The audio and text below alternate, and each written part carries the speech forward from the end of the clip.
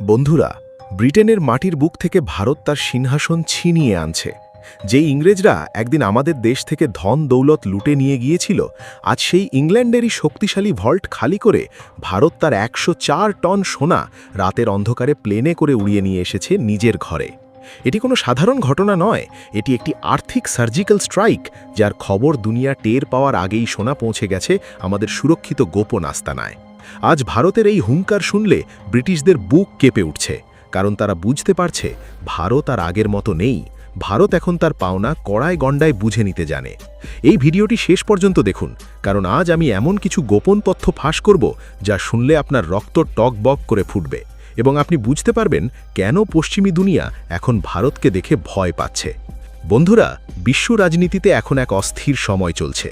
আমরা যখন শান্তিতে ঘুমাচ্ছি, তখন আমাদের দেশের নীতি নির্ধারকরা এক বিশাল দাবার চাল চলছেন। আপনারা হয়তো ভাবছেন, সোনা তো আমাদেরই ছিল, তাহলে সেটা বিদেশে কেন রাখা ছিল, আর আজ কেন সেটা ছিনিয়ে আনতে হলো? আসল কারণটা শুনলে আপনার চোখ কপালে উঠবে। আজ দুনিয়া এক বিপজ্জনক নৈরাজ্যের দিকে এগোচ্ছে, যেখানে নিয়ম কানুন বলে কিছু নেই, যার শক্তি বেশি সেই আসল রাজা। পশ্চিমী দেশগুলো, বিশেষ করে আমেরিকা এবং ব্রিটেন, নিজেদের আর্থিক দাদাগিরি দেখানোর জন্য যে কারো সম্পদ ফ্রিজ বা জব্দ করে দিতে পারে। আপনারা দেখেছেন কিভাবে রাশিয়ার কোটি কোটি ডলার তারা আটকে দিয়েছে। ভারত বুঝে গেছে নিজের ধন পরের ঘরে রাখা মানেই সেটা হারানোর ঝুঁকি।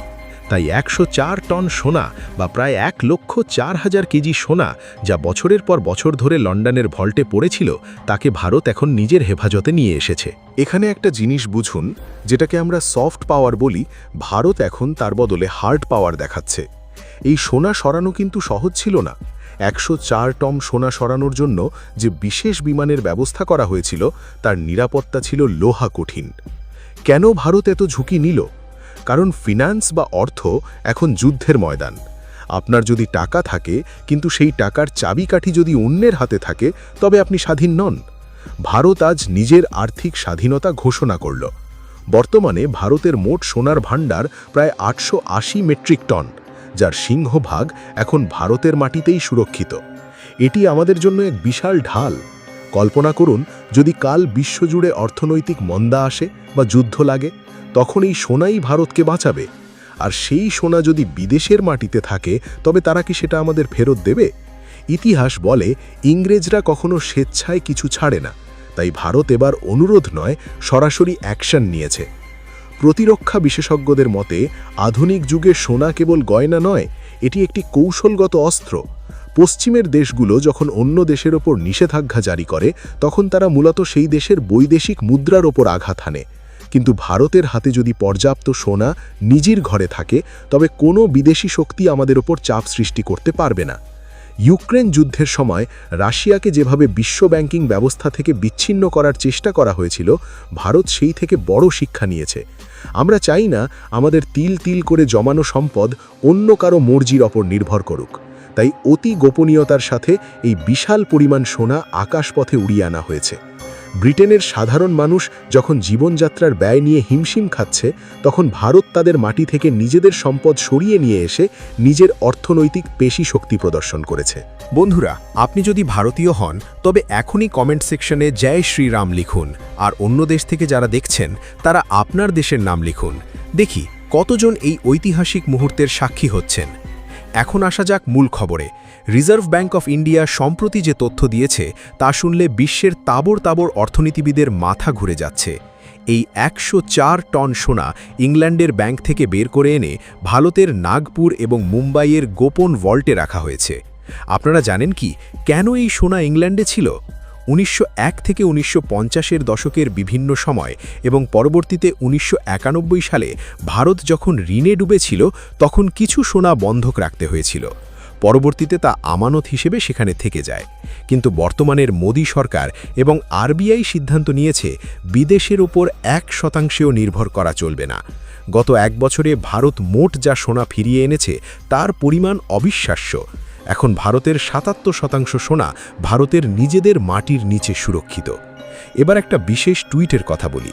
ভারতের বিখ্যাত অর্থনীতিবিদ এবং পদ্মশ্রীপ্রাপ্ত সঞ্জীব সান্যাল, যিনি বর্তমান প্রধানমন্ত্রীর অর্থনৈতিক উপদেষ্টা পর্ষদের সদস্য, তিনি এই ঘটনা নিয়ে একটি জোরালো বক্তব্য রেখেছেন।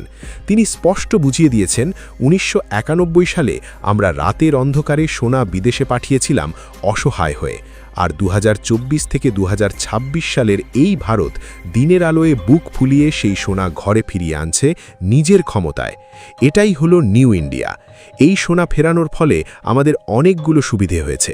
প্রথমত, ইংল্যান্ডের ব্যাংকে আমাদের সোনা পাহারা দেওয়ার জন্য যে বিশাল পরিমাণ স্টোরেজ ফি বা ভাড়া দিতে হতো, তা এখন আর দিতে হবে না। দ্বিতীয়ত, বিমা বা ইন্স্যুরেন্সের খরচ বেঁচে গেল। আর সবচেয়ে বড় কথা, আমাদের নিজেদের সোনা এখন আমাদের চোখের সামনে।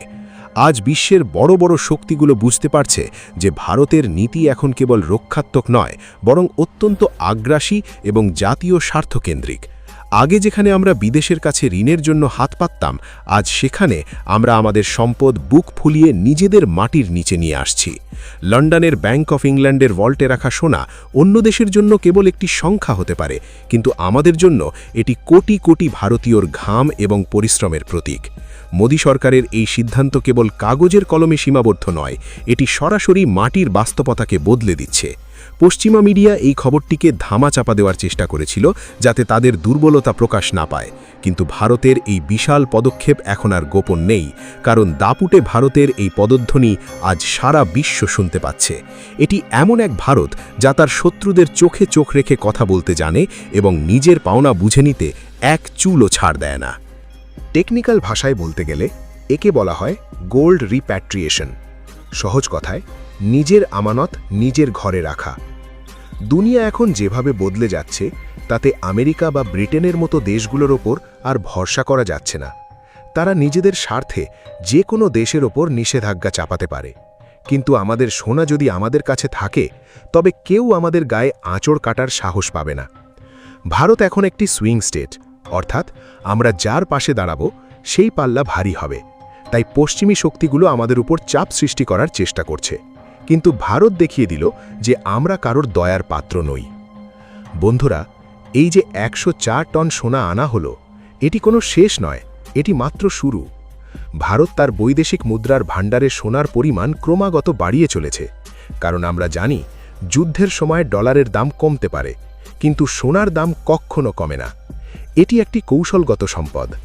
আজ ভারতের এই পদক্ষেপ দেখে চীন এবং রাশিয়াও অবাক, কারণ তারা বুঝতে পারছে ভারত এখন নিজের স্বার্থ রক্ষায় কতটা কঠোর হতে পারে। আপনারা হয়তো শুনেছেন যে ব্রিটেন একসময় বলেছিল তারা আমাদের সম্পদ রক্ষণাবেক্ষণ করছে, কিন্তু ভারত স্পষ্ট জানিয়ে দিয়েছে, আমাদের সম্পত্তি আমাদের দায়িত্ব। একজন ভারতীয় হিসেবে আমি মনে করি এই পদক্ষেপটি কেবল অর্থনৈতিক নয়, এটি একটি চরম মনস্তাত্ত্বিক বিজয়।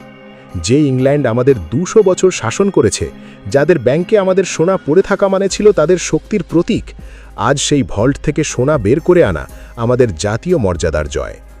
এটি প্রমাণ করে যে ভারত এখন আর কোনো দাতা বা গ্রহীতা নয়, ভারত এখন বিশ্বমঞ্চের একজন গেম চেঞ্জার। আমাদের সরকার এবং আরবিআই এর এই দূরদৃষ্টি চিন্তা ভারতের ভবিষ্যৎ প্রজন্মকে একটি সুরক্ষিত এবং স্বনির্ভর দেশ উপহার দিচ্ছে।